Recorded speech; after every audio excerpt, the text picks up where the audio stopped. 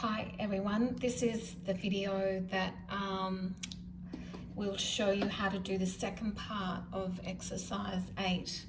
So I've had a look back at the other videos and I felt like I could be a little closer to the work so you can see a bit more clearly. So I've tried to adjust that. My challenge is getting you close but also getting me in the right spot to do the work and getting this ruler in the right spot too. So anyway, I hope this is a little closer and a little clearer for you for the second part of the exercise. So what I've got here is my grid taped down underneath, then some yellow trace on top. I do have a piece of white paper at the top that I can slide in and out there to begin to make it clear for me when I've got lots of lines on the page. I'm having a bit of trouble with my masking tape sticking for some reason. But yeah, that makes it nice and easy. You'll see it gets quite complicated with lots of lines, and it can help you see what you've drawn and what you haven't drawn. So the second part of the exercise asks you to sketch up a rough floor plan with boxes to be translated into your 1-point perspective grid. So that's what I've done here, is done that. So just very roughly, I've done box A back in the corner here at 2 meters or 2000 by 2000 by 2000 high. Box B is sitting here. He's a small one, 500 high, and a medium-sized one, 1200 high over the other side of the room. So this grid here in plan view is what we're going to translate into this space here that's in three-dimensional view or in perspective. So we've got 6 meters across the back. We've got 6 meters across the back here. 1, 2, 3, 4, 5, 6. We've got 5 coming this way. So I've created 5 squares coming this way to have a little room that is 6 by 5. So it's as if we're looking at this room in plan view. Now we're going to work on translating this information, these boxes or cubes, from this little 2-dimensional drawing into 3 dimensions. So my first one, and I'll put these notes up on Canvas as well so you can look at how I've done it. However, create your own little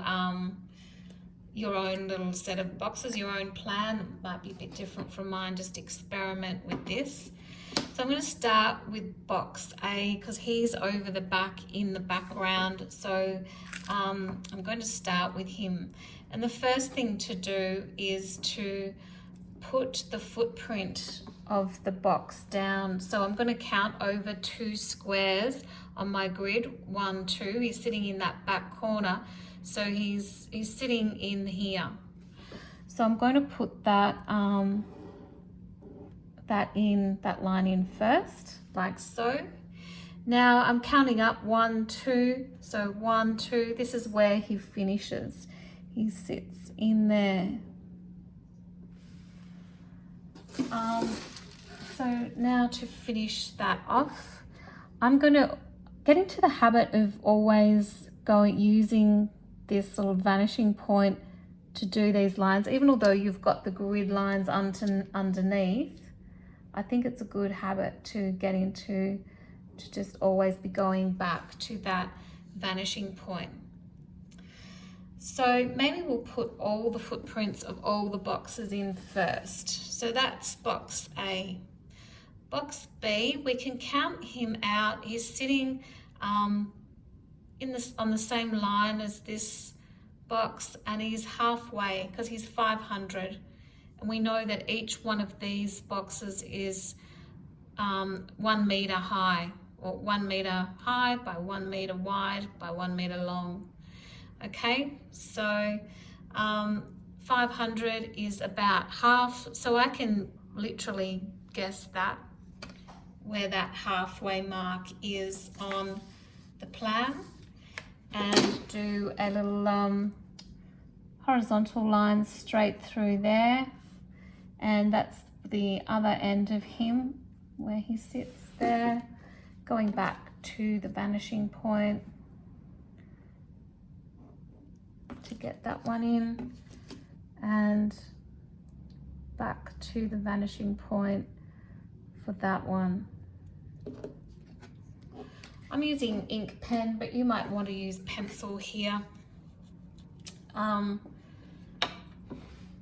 It's just a little clearer for you to see in ink. So you can see that I've got box B placed next to box A there in perspective. So if I go over to C, he's sitting just one off the wall either side, from the back and from the right hand side, and he's also sitting at 1 meter. So hopefully you're getting the idea of this, and he's sitting through there, over there, and he's about, let's bring it a bit closer so you can see, he is sitting about 1/5 into that box, so he's 1200 wide if each one of these is worth 1,000. So again, I'm just going to guess that 1200, and so it'll be a proportional thing. It'll look correct proportionally by using that guess method. It's a pretty accurate guess, really, as long as we've got those proportions right. So smudge that one a little bit, but yeah, you can see there now that I've translated this information over into a three-dimensional setting. So always the first thing to do is get those footprints down first. Then I can begin to project up. I might use some pencil for this bit, and then we'll go over it. So my first box A, is 2 meters high. So I know that this is worth 2 meters over here on the back wall. So I can literally go put him in straight away. I'm really sure that that is 2 meters, because the only place that you can measure and be sure of in a 1-point perspective is on the back wall or the picture plane. So that's this area here. That's where we can measure to scale with our scale rule at 1 to 50, because that's what we've written down here is on our grid. So I'm very confident that that is 2 meters sitting against the wall. Now I need to find where in space this front face of the box is, because he's not going to be sitting right on that mark. He's actually projected out from the vanishing point. So if I come through here and through here, I've already got that mark as well here. So that's the 2 meter mark of that front face. So you can see that it's just above that original line that I drew. But what I don't have is this face out here. So I've got a line back here for this one, but I don't have this, this line out through here. So I need to project out from the vanishing point through that till it hits that line. Now this one and this one should line up in a perfect vertical line like so, and it does. So now I'm just going to go over that in pen.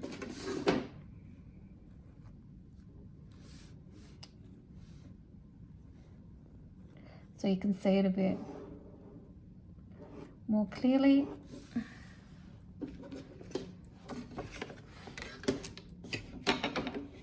Sorry for banging the camera there.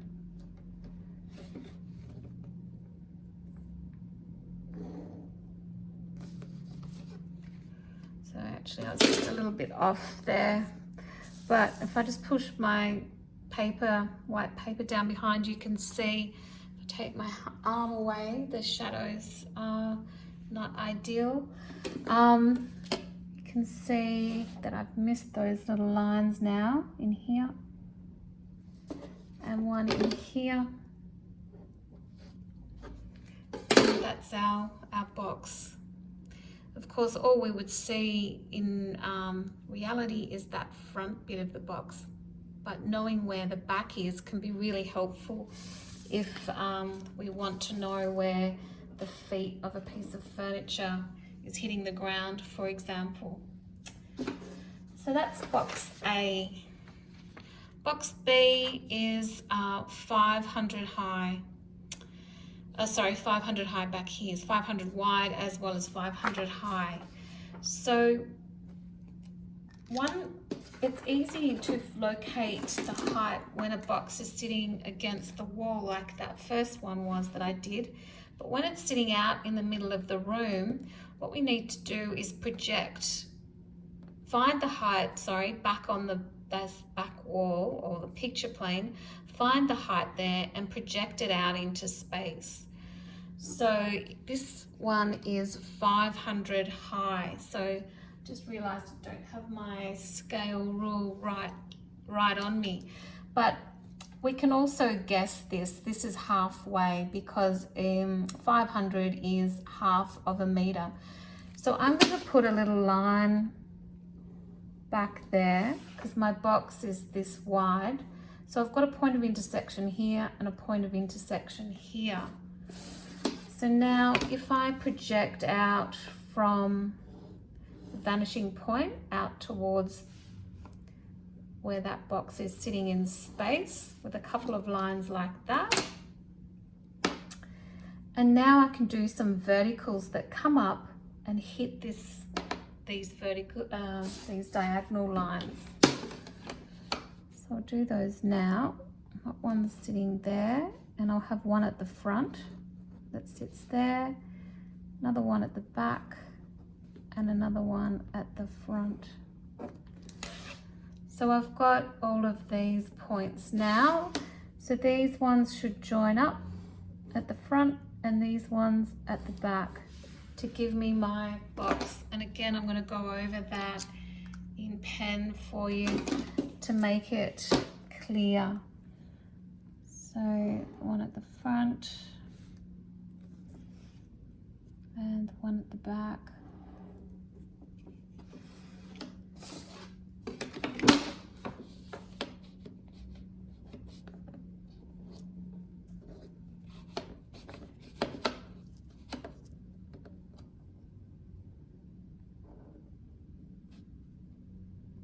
That back one sitting right on the front face of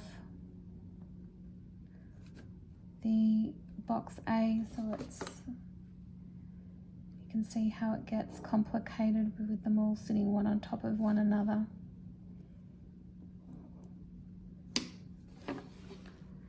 And I just need to put in these little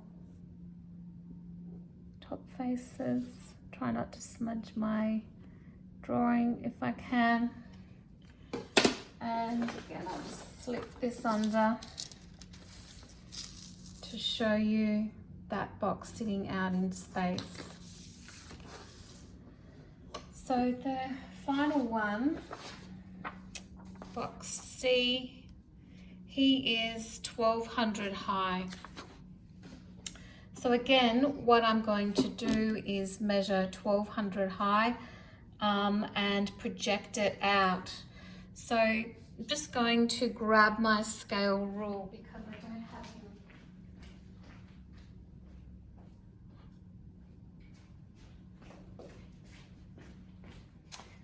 it. Okay, got my scale rule. Remember, I'm working at 1 to 50. That's what my grid tells me. So I find 1 to 50 and I measure 1200 on this back wall.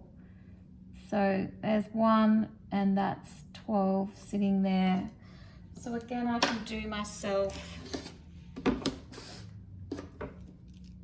a line all the way across because my box is sitting across these two, across this space. And that gives me, again, these 2 points of intersection to project out from the vanishing point through these 2 points like that. And again, I can do my verticals up now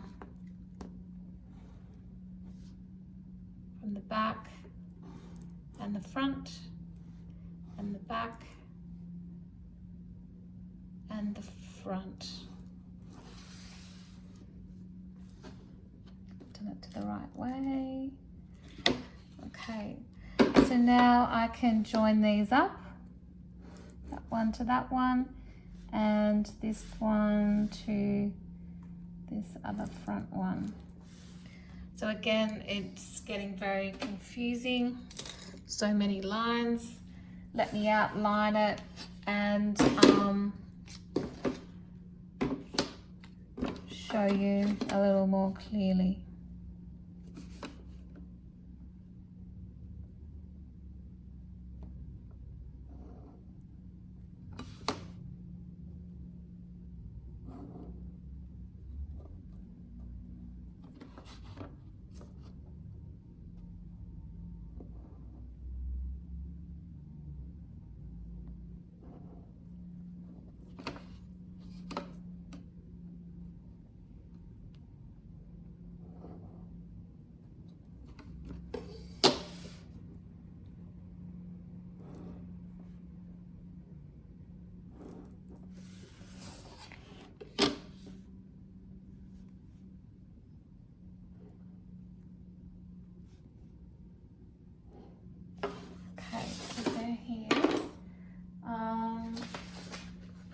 Paper down behind,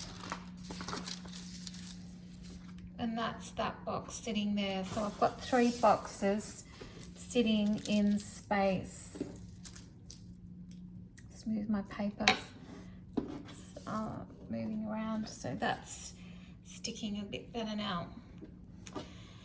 So the next thing that I wanted to show you, I'll just go back to the exercise. It says put tracing paper on top of your grid and build up the boxes that you drew in your rough sketch. That's point 3, so we've done that.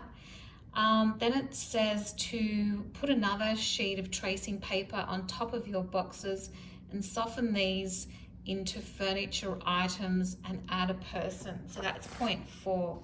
So that's getting more complicated. So let's pop another piece of tracing paper over the top.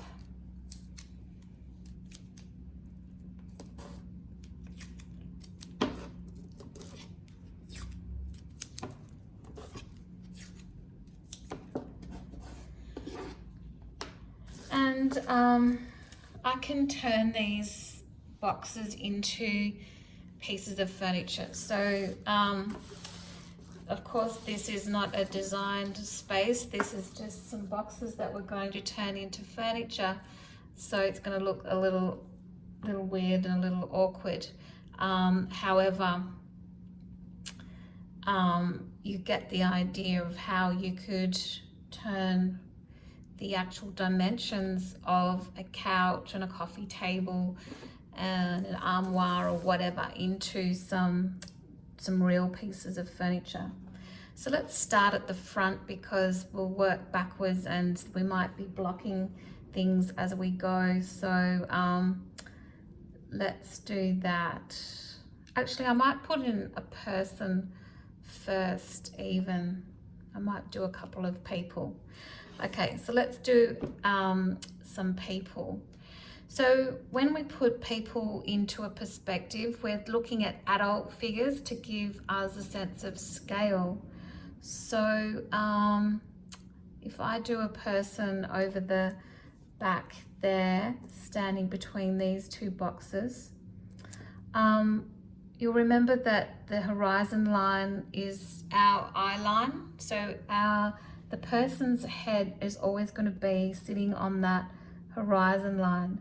So if I do a person sitting in here, it's going to be something like that.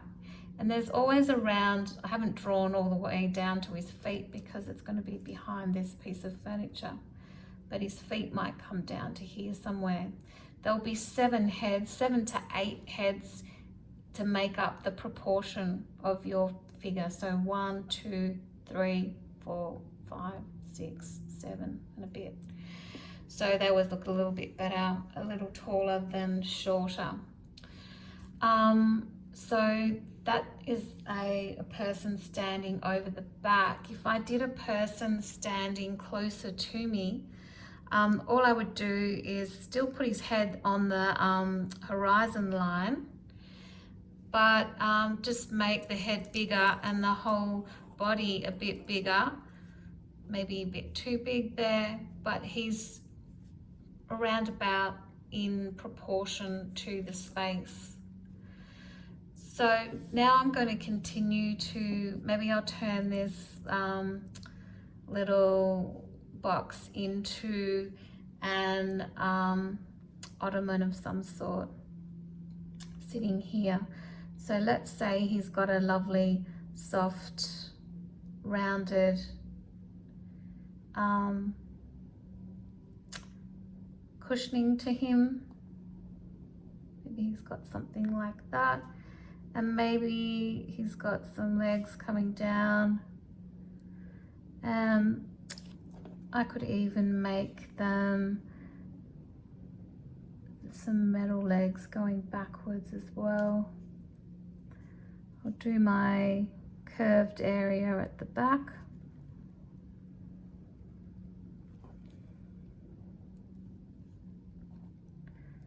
Follow the perspective line to give him a bit of depth at the back, some lines down the front here.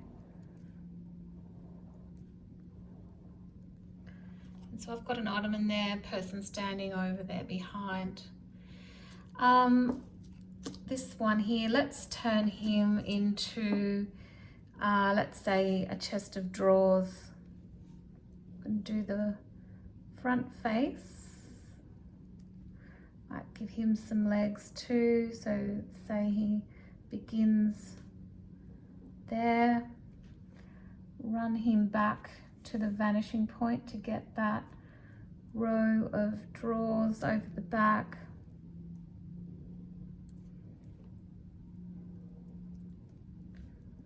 And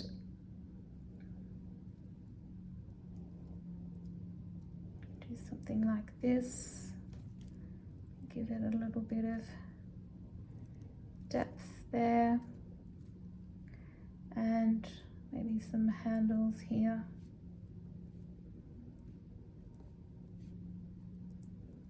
Maybe 2 at the top, and we could even put a big vase of flowers on top. Oops, I want that to go that way actually. Not going to see on top of that because it's above my eye line.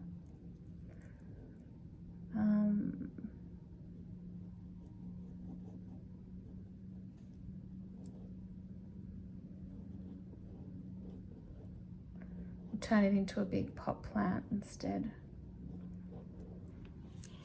Okay, now this one over the back, will make him some kind of an armoire.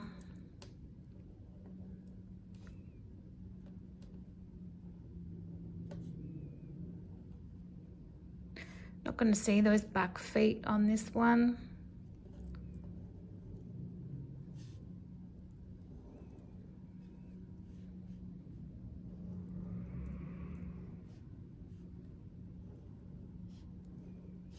So I'm giving quite wobbly lines. That's often really lovely thing to do to give a bit of personality to things. That awkwardly sat on his shoulder. But yeah, we've got a little cabinet sitting over the back there as well. We've got a couple of people in the interior. And then we need to put the context of the rest of the space in. So I'm going to see that line. I'm going to see that line. That part of the ceiling. Extend that out there. And the back of where the floor and the wall meet over the back there.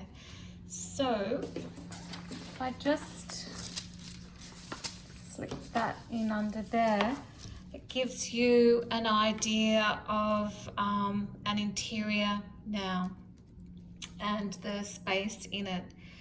Of course, these boxes, back a couple of steps back here,